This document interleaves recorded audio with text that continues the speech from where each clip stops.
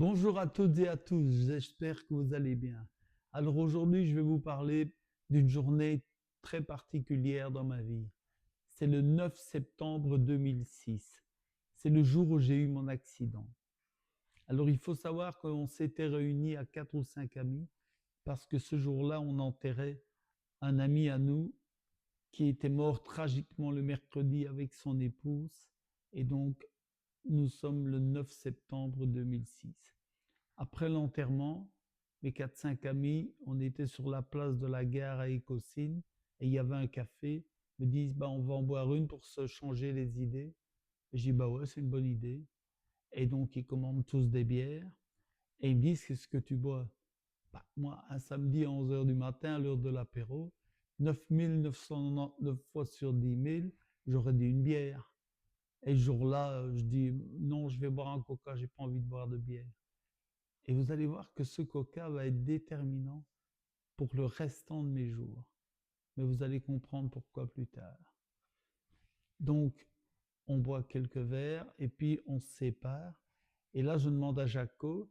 Jaco, il faut savoir que c'est mon ami depuis qu'on a 16 ans. Donc, ça fait 45 ans qu'on est amis. Et je lui demande qu'est-ce qu'il va faire cet après-midi. Et il me dit, je vais chercher ma nouvelle moto. Je dis, oh, c'est cool ça. Ben, écoute, ma fille est chez ma maman. Elles aiment bien d'être ensemble. Je suis pas attendu. Je vais aller chercher ma moto et je viens avec toi. On va aller chercher ta nouvelle moto ensemble. Ouah, génial, nickel. Donc, je vais chercher ma moto. On part avec son frère qui conduisait en voiture. On fait un petit peu les fous sur l'autoroute. Puis, on arrive à voir au garage où il ne s'attendait pas évidemment à voir Jaco arriver avec Mike, du Good Morning Mike. Donc, on passe 2 heures à raconter des histoires, à raconter des blagues, enfin, on passe un super bon moment. Puis à un moment, Jacob me dit, bon, il est temps d'y aller. Allez, on y va. Et on repart par l'ancienne route de Genappe. Parce que la Nationale 25 n'était pas encore finie. Puis rouler à 80-100 à l'heure, vu qu'il était en rodage sur la Nationale 25, c'était pas trop notre truc. Nous autres, c'était plutôt 250. Donc, on reprend la petite route de Genappe. En plus, il y avait un magasin d'accessoires moto où Jacob voulait s'arrêter pour faire placer des protèges carters sur sa moto. Donc, on s'arrête. Vous allez voir aussi que les minutes qu'on perd ou qu'on gagne seront déterminantes aussi dans le futur de ma vie. On finit de mettre ces protèges carters et on repart. Et là, on arrive à Nivelles. On est devant la grande route qui peut nous conduire au shopping. Et là, il y a des policiers qui nous disent non, il y a une course cycliste et qui nous dévie vers le centre de Nivelles. Je dis, ben, c'est pas grave, je connais un peu, on va tourner là-bas. Et par 5 fois où j'ai voulu tourner, par 5 fois, on a été dévié. Comme si le destin voulait m'amener là où il voulait me frapper. Bon, finalement, on arrive à un carrefour, il y a plein de voitures, tout le monde est arrêté, il y a un policier au milieu du carrefour, il y a des gens partout, et on se faufile entre les voitures, et on arrive les premiers. Il faut savoir que je roulais avec une Ducati S4RZ 1000, et j'avais des pots à Krapovic pour les connaisseurs, et déjà un bicylindre, ça fait du bruit au ralenti, mais avec des Akrapovic, je peux vous dire qu'elle faisait un beau bruit. Et donc, les gens commencent un peu à s'interroger, c'est qui? Et en plus, ma moto était aux couleurs du Good Morning Mike. Il y avait marqué Brian et Samantha, TBDBD, Good Morning Mike, Thierry et Loulou, Fashion Morning, Youpi, enfin tout. Et les gens commencent à me reconnaître, puisque j'ai ouvert ma visière, ils crient hey Mike, hey Mike. Et le policier lui aussi me reconnaît. Il s'approche de nous et il me dit hey Mike, ça va, qu'est-ce qu'on s'amuse avec toi le matin? Je dis merci. Et là, il va me dire une phrase qui va de nouveau être très très importante pour le restant de mes jours. Il va me dire bah, comme c'est toi Mike, tu peux passer. Et donc je dis t'es sûr? Mais ouais, t'inquiète pas, tu peux passer. Et Jacob me dit on va à droite, mais moi je connais pas le chemin. Je dis, écoute, c'est pas grave, je vais passer devant et quand tu te reconnaîtras, ben, tu repasseras devant. Il faut savoir que sur 45 ans, c'est toujours Jaco qui roulait devant. Moi, je suivais Jaco à chaque fois. On roulait à deux, c'était toujours lui devant. Et cette fois-là, le destin fait que c'est moi qui pars devant. On fait 700 mètres et à la sortie de Nivelles, à la sortie du pont, c'est un virage un peu à gauche en dévers. Et là, je vois une femme en face de moi arrêtée avec son clignoteur. Je me dis, bon, ben, je la vois, elle va me laisser passer. Et au moment où elle devait me laisser passer, elle décide de passer et elle me coupe la route. Et moi, avec le bicylindre, je ne freine pas, je décélère, mais ma roue avant part et ma tête s'en va cogner sur la roue arrière de la voiture. 10 cm sur la gauche, elle cognait contre le pneu. J'aurais eu, à mon avis, mal la tête pendant une semaine. 10 cm à droite, c'était sur le pneu. Ben non, elle a cogné juste au milieu sur la tôle, ce qui a brisé toutes mes vertèbres. Donc pendant une minute, je ne suis pas tombé dans le coma, mais j'étais bien dans le gaz. J'ai vu le carrousel, les oiseaux, la floche. Bon, j'ai réattrapé. Hein. Au bout d'un moment, j'ai repris mes esprits. Et là, j'étais sur le côté gauche et mon bras droit était sur mon côté gauche. Et je me dis, ben, je vais bouger mon bras droit. J'essaye de bouger mon bras droit et rien ne bouge. Je me dis, bon, ben, je vais me relever. J'essaye de me relever et rien ne bouge. Et là, je me rends compte que je suis paralysé. Jaco arrive, il me dit, ben, relève-toi. Et je dis, je peux pas, je suis paralysé. Et il me dit, mais qu'est-ce que tu racontes, on n'avançait pas. Ben, je dis, ouais, mais je suis paralysé. Il me dit, allez, arrête de faire des blagues. Je lui faisais toujours des blagues. Puis il entend au son de ma voix que c'est pas une blague. Donc on me met sur le dos, on ouvre ma visière parce que j'ai étouffé un petit peu. On appelle l'ambulance qui arrive très vite. Elle me conduit à l'hôpital de Nivelles. Ils font des premières constatations.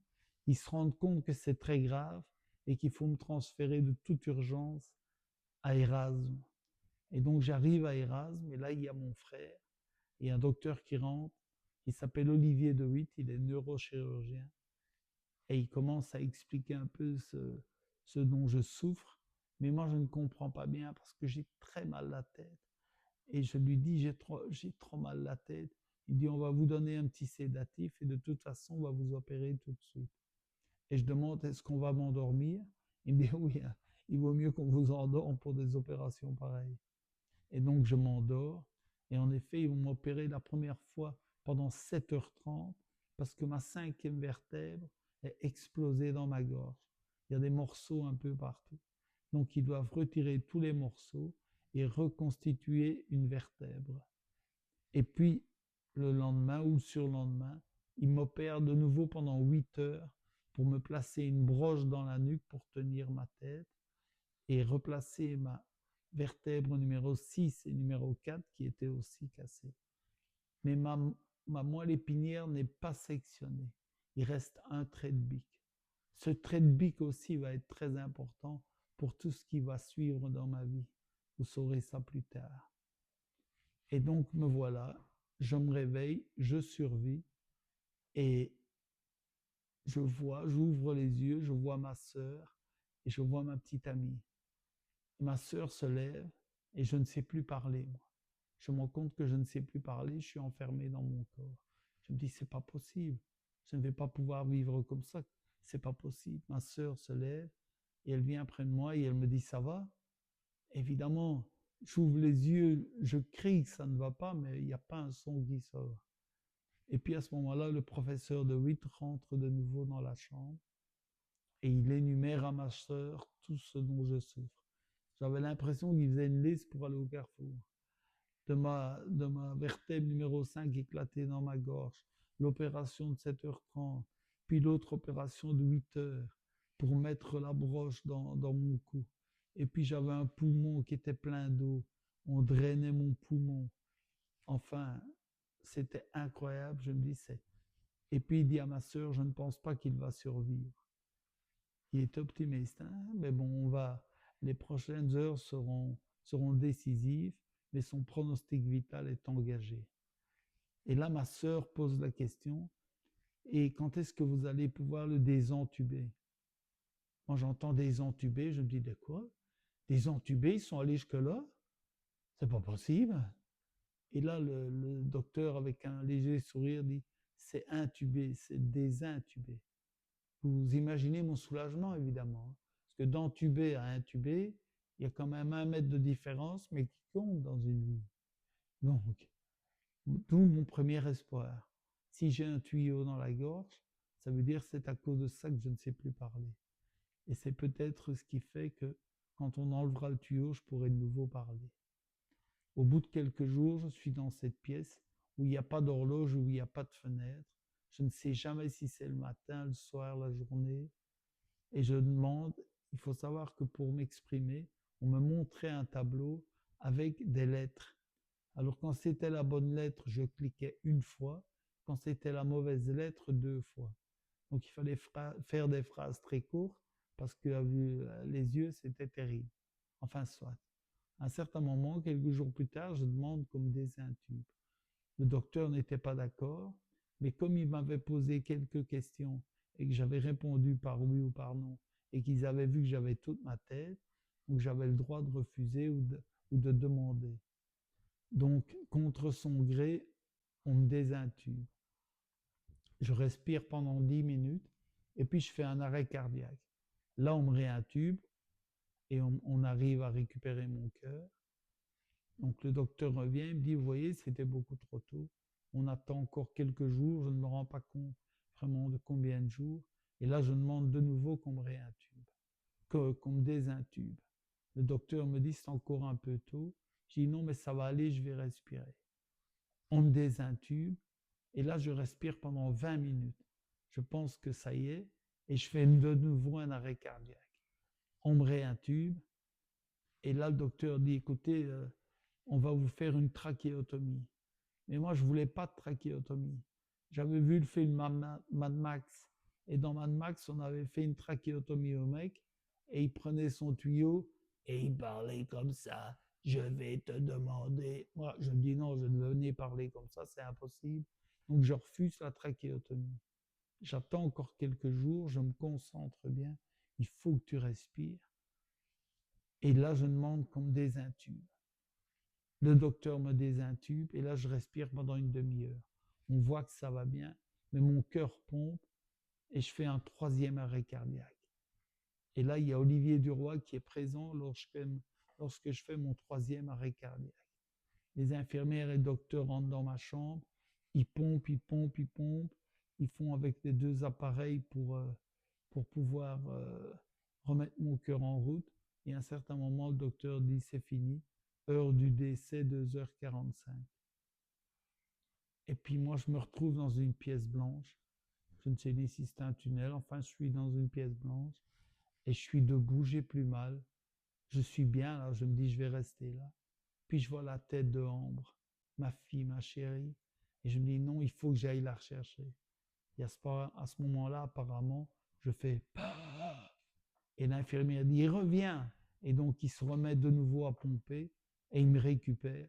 Et là, le docteur décide de me mettre un pacemaker. Mais je respire et je me rends compte que je sais parler. Je parle un tout petit peu, mais je sais m'exprimer. Et donc, tout ça va déterminer les prochaines années et les prochains moments qui vont faire que ma vie sera tellement différente des autres. Et croyez-moi, elle l'a déjà été tellement avant. Par rapport à ma vie, 95,5% des gens ne vivent pas ce que j'ai vécu. Mais ça, je vous expliquerai ça une autre fois. D'ici là, je vous souhaite une bonne journée, un bel après-midi ou une bonne soirée. Je ne sais pas quand est-ce que vous regarderez la vidéo, mais ne lâchez rien surtout. Ne lâchez rien parce que vous allez comprendre dans les autres vidéos qu'il ne faut jamais rien lâcher. Alors aussi une chose, si vous voulez mettre des messages, ne mettez pas de stickers, écrivez-moi.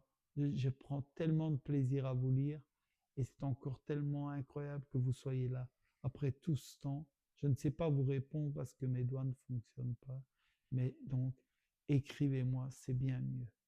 Et si je vois que vous êtes intéressé par cette vidéo, abonnez-vous à mon compte. Et si je vois qu'il y a beaucoup de vues, eh bien, je continuerai à vous raconter tout ce qui s'est passé ce jour-là. Mais surtout, ne lâchez rien. C'est très important. Je vous embrasse.